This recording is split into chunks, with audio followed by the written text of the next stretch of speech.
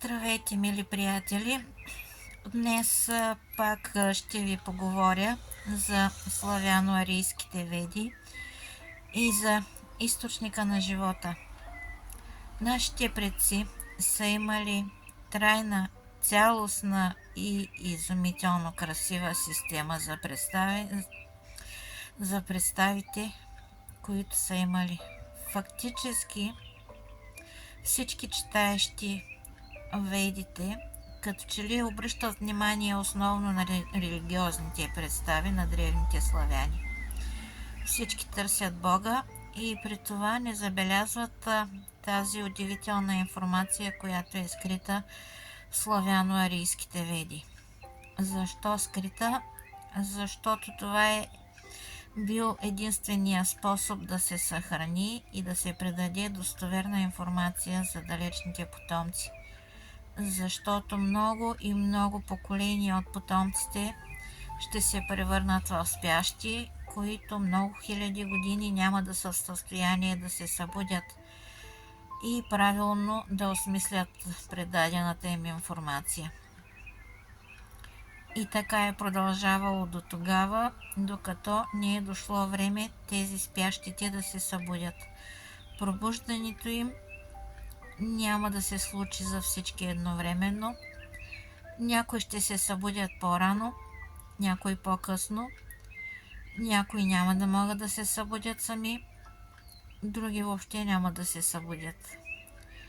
Славяно-арийските веди се появяват наяве чак след завършването на нощта на Сварог. Реално нощта на Сварог свършва още 1996 година. Страшното време настъпи, когато завърши нощта на Сварог. Започна сумрака и вие знаете какво се случва след 96-та година. Всичката нечист се появи наяве, разбирайки, че идва края им.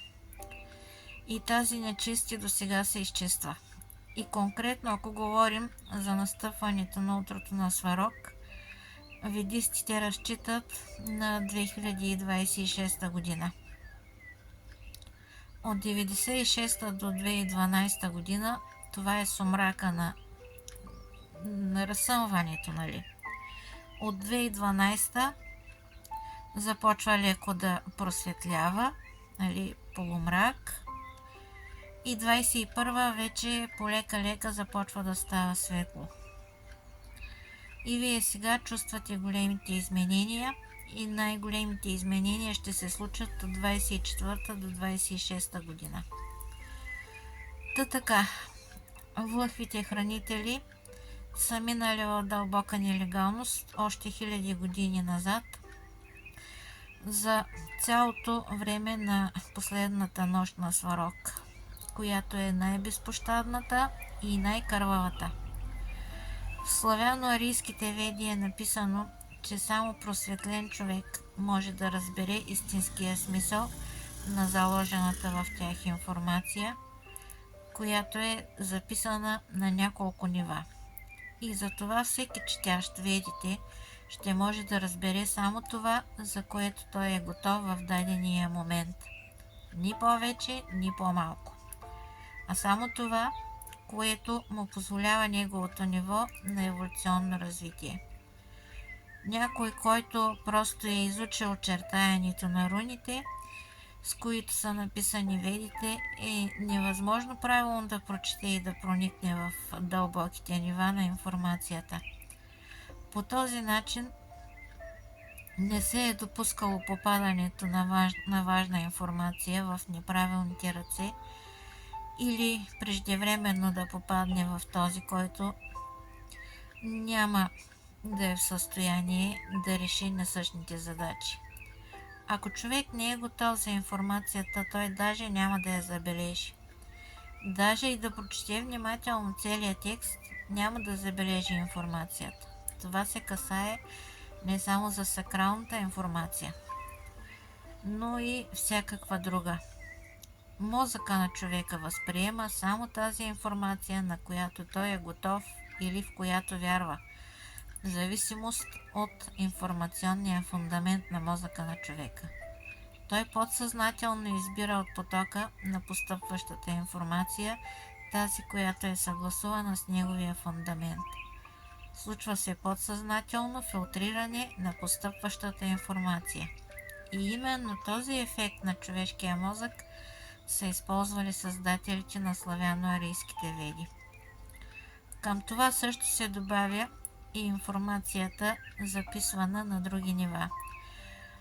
При това основната информация с тайните сакрални знания била защитена. Затова след безуспешните си опити да проникнат в сакралните знания на светлите сили, тъмните сили променили своята тактика и започнали да унищожават попадналите им книги и други източници, предварително вземайки за себе си тия трошички сакрална информация, която им е била достъпна.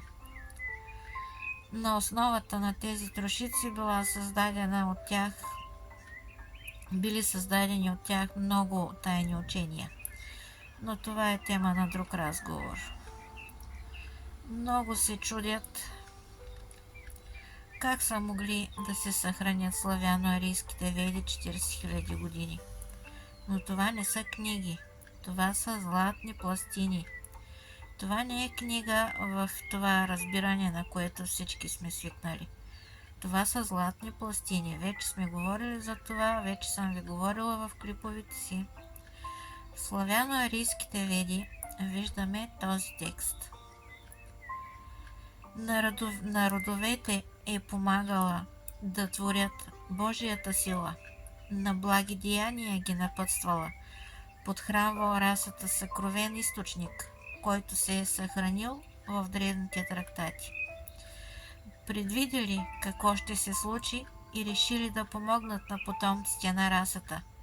Всичко това се е случило в стародавни времена, когато 3 луни сияли над Мидгард.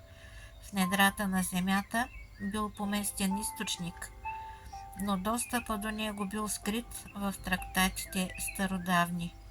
В дълбините на земята той натрупва сила, появявайки се на повърхността в различни места. Но вечният източник на божествена сила не се появявал в всеки край на земите на святата раса. Само в местата, където съгласно преданията, боговете са вложили жизнената сила. В този отказ се говори много. Ако се размислим какво значи 3 луни над Мидгард, нашата планета се е наричала Мидгард Земята. На Земята е имало 3 луни и те обикаляли до тогава, докато около 112 000 години назад луната Леля била унищожена заедно с базите на тъмните сили от Тарх-Дашбок. Значи източника е бил поместен в недрата на Земята още преди това събитие. Още преди 112 000 години назад. Причината, заради която е било взето такова решение, е проста. Мидгард Земята при въртението на нашата галактика се приближавала към област на тъмните сили. Преминаването през областите на тъмните им позволява да влияят на поведението на хората, заставяйки ги да правят такива неща, които при отсъствието на подобни влияния те никога не биха направили. Погледнете само какво се случва в момента в България и всичко ще ви е ясно. То кражби, то убийства, то и така нататък. Най-опасно е това влияние при началните стадии на развитие на човека.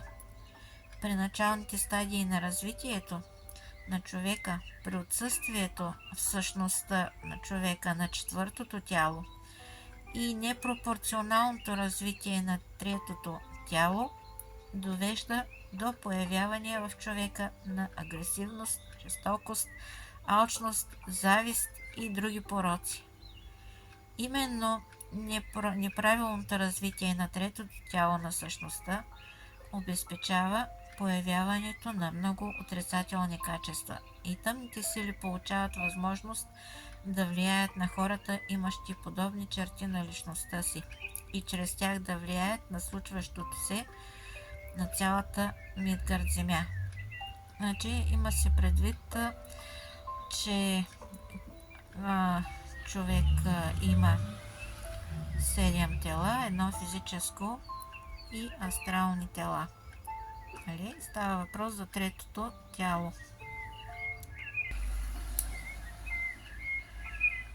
Хората, преминали вече през началните стадии на еволюционното си развитие, се оказват имунизирани от подобни влияния. Или влиянието само малко забавя тяхното еволюционно развитие, без да създава условия за влияние и контрол от самите сили. За наличието на такива опасни зони знаят и тъмните и светлите сили. Всяка цивилизация преминава през подобна отрицателна еволюционна зона. Както се казва, преболедува своеобразна детска болест на развитието си. И това не може да се избегне. Именно тази ахилесова пета на развитието на всяка цивилизация се опитват да използват тъмните сили за завладяването и контрола над цивилизациите и над планетите, които са заселени от цивилизации. Затова тактиката и стратегията на тъмните сили се заключва в подготовката на интересуващите ги планети. Извинявам се, прозорецът е отворен. Може би се чува движението навън.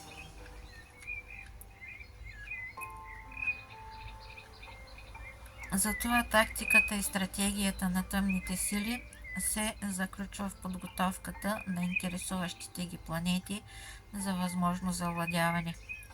Когато тая или друга планета се приближава към областта на тъмните, те или използват детската възраст на цивилизацията им за завладяването им, или се опитват да върнат цивилизацията към тази детска възраст. Особено лесно им се отдава да завладеят планетите, когато те преминават през областта на тъмните. Но много рядко се случва планети с начално развитие на цивилизациите си да преминават през областта на тъмните. Затова тъмните сили много често създават необходимите условия за завладяване. Ако те искат да завладеят дадена планета, а на нея има цивилизация вече преминала началния си стадий, то тъмните предприемат следната стратегия. Създават планетарни катаклизми, разрушаващи инфраструктурата на цивилизацията, след което останалите живи хора бързо се оказват на първобитно ниво. И когато такава планета преминава през областта на тъмните сили, те много лесно я завладяват. Ако попитате защо им е нужно това на тъмните, цялата работа е в това, че на тъмните сили не им трябват пусти планети или унищожени планети. На тях им трябват роби, за да разработват за тях природните ресурси на планетите, след като се изчерпят всичките природни богатства, такива планети се унищожават заедно с хората на тях. И космическите паразити се отправят към следващата своя жертва. За всичко това са знаели и светлите сили, и тяхната стратегия и тактика била да не се позволи на тъмните сили да създадат планетарна катастрофа, връщаща планетата на първобитно ниво. Да минимизират активността и последствията от активността на тъмните сили на нашата Мидгард земя, светлите сили са предприели два метода. Птарх Дашбог унищожил луната Леля заедно с базите на тъмните сили. Обаче не могли да избегнат катастрофата. Осколките на Леля паднали на земята, което довело до потъването в Северния океан на континента Дария. вече съм ви правила за това предаване. Там по-подробно съм разказала за Дария, за заселването на Дария и така нататък. Но цивилизацията на Мидгард земята не била свалена до първобитно ниво. И тогава тъмните сили предприели друга тактика.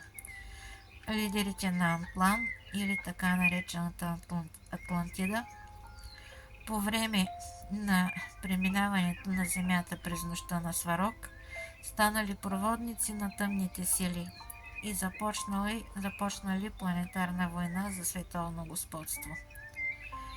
Около 13 000 години назад те използвали ядрено оръжие и се опитали да управляват стихийните сили на Земята.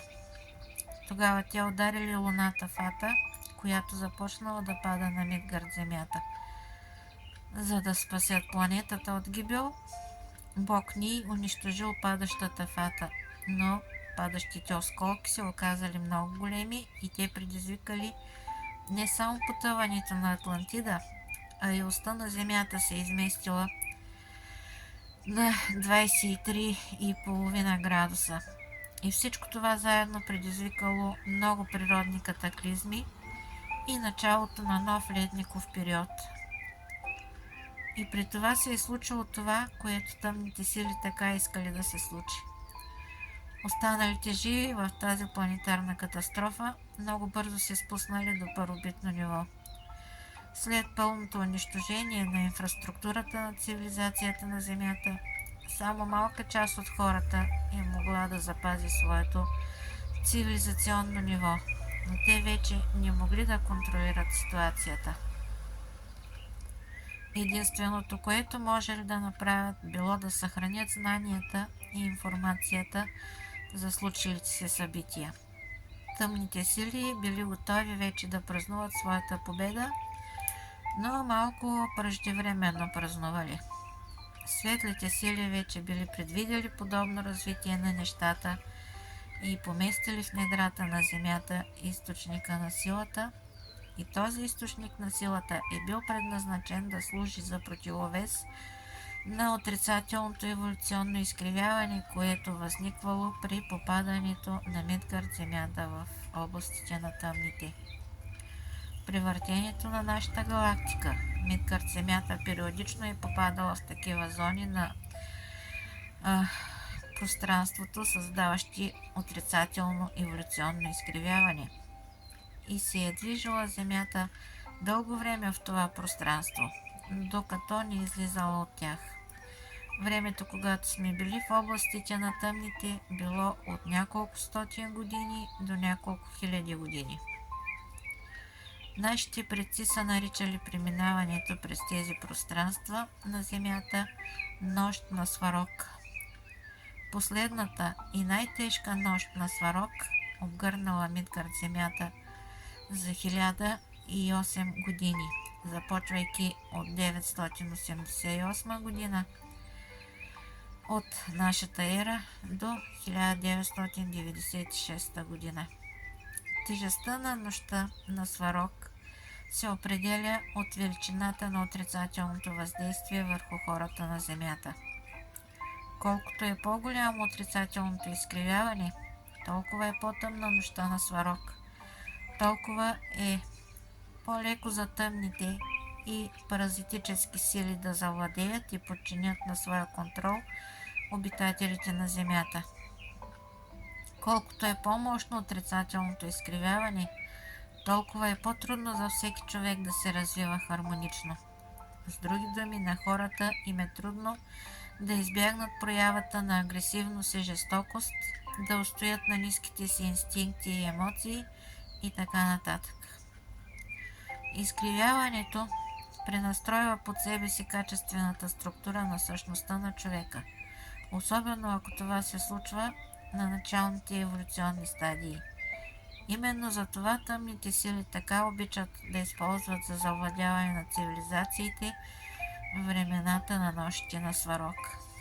Само много силна воля и високи морални принципи могат да позволят на човека да се опази от отрицателното влияние на изкривяването в нощта на Сварог и да преодолее еволюционната фаза на разумно животно.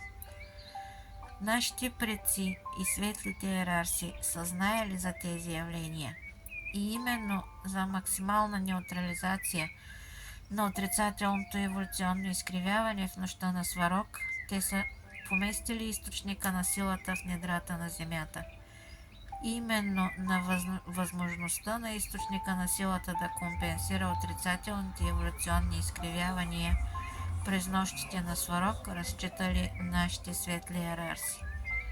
При това изходите на източника на повърхността на Земята не били постоянни, защото отрицателното еволюционно изкривяване не е било еднакво и постоянно дори в рамките на една нощ на Сварог. И затова, за да се неутрализира подходящо изкривяването, са възниквали изходи на сила в различни точки на Земята. Тези изходи на сила периодически са изчезвали от едно място, за да се появят на друго място. В местата, където има изходи на сила на източника, даже се ускорявало еволюционното развитие на хората. И тези изходи на източника се пазили в тайна от враговете и от непросветените. В тези места се сваляло и блокирало действието върху генетическите възможности, заложени в човека. След катастрофата в Атлантида, светлите йерарси са поместили в недрата на Земята и генератор, който блокира проявленията на възможностите на хората, докато човек не достигне нивото на еволюционно развитие, позволяващо му да осъзнава отговорността си за всяко свое деяние. И това съответства на еволюционното развитие, при което човек придобива 6 тънки тела.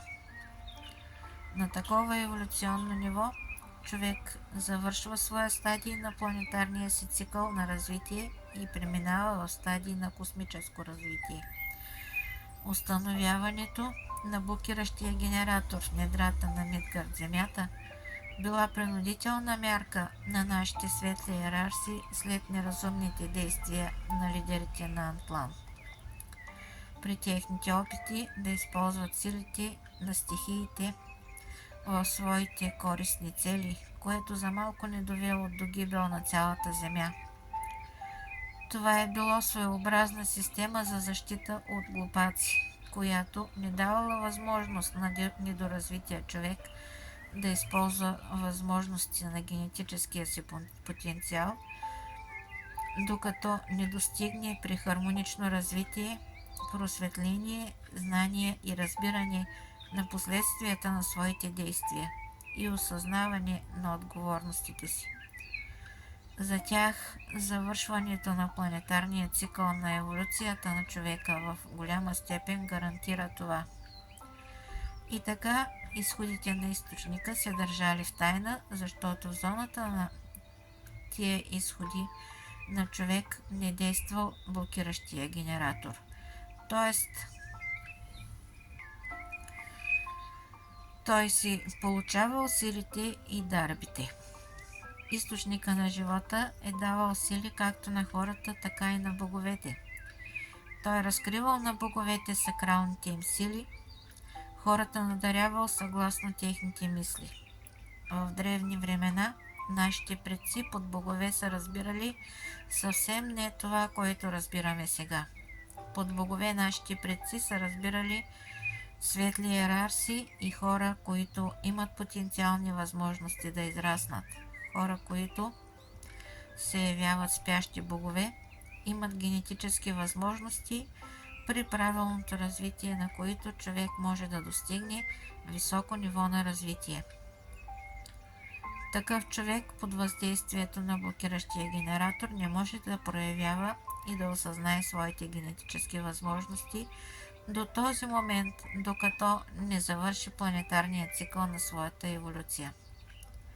И по-скоро влъхвите използвали изходите на източника за проявяване на спящите богове, за да могат после активно да помагат на тези хора за тяхното хармонично развитие. Цялата работа е в това, че не всеки може и не всеки и даже много добър да е, не всеки е в състояние да премине всичките планетарни етапи на развитие и да достигне до ниво за космическо развитие.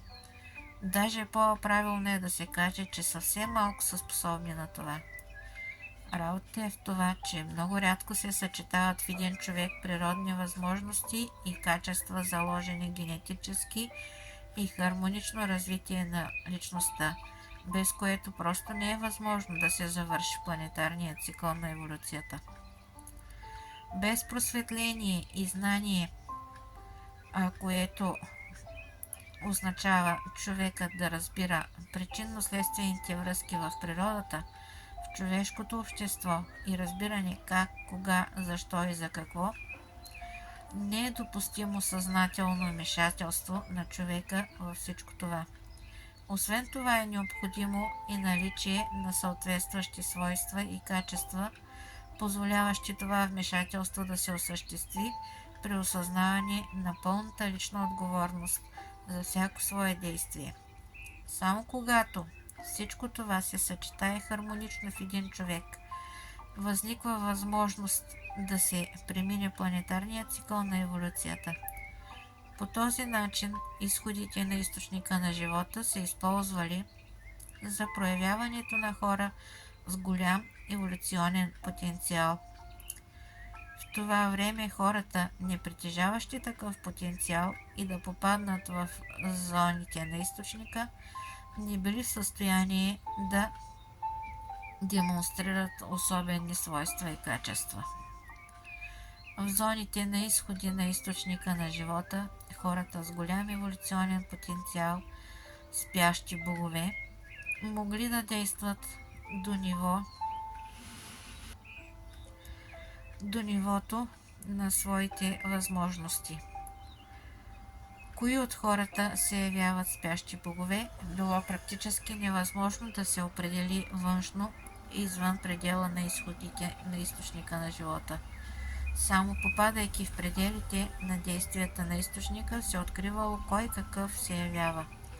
Затова местата на изходите на източника се държали в тайна не само от враговете, но и от всички непосветени.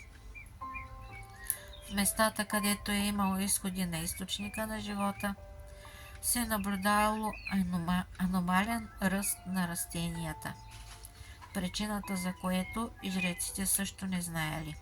Това означава, че влъхвите не са знаели принципа на действие на източника на живота върху хората. Напълно е възможно на влъхвите хранители просто да им е било съобщено факта за установката в недрата на Земята на източника на живота, без обяснение на принципите на неговото действие.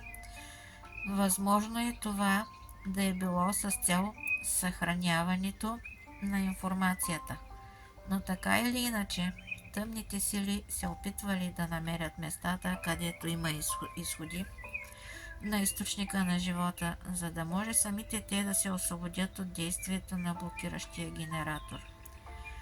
И за това съхраняването на местата на изходите в тайна било необходимост. И размерите на изходите не били големи, иначе ще ли лесно да ги откриват по аномалния растеж на растенията. С този клип исках да ви покажа какво са искали да ни съобщят нашите предци и какво са направили за това ние да можем нормално да се развиваме и да вървим по златния път на духовно развитие, независимо от отрицателните изкривявания и независимо от нощите на сварок. Надявам се, че тази информация ще ви бъде полезна. Възможно е на някой да му се наложи да я прослуша няколко пъти, за да може да разбере цялата картина на случващото се. За днешния клип съм ползвала материали на Николай Левашов и Валерий Неминуши с разрешението на Валерий ни минуши. Не забравяйте да се абонирате за моя канал и да поставите лайк. Това е нашата форма на енергообмен. Бъдете здрави!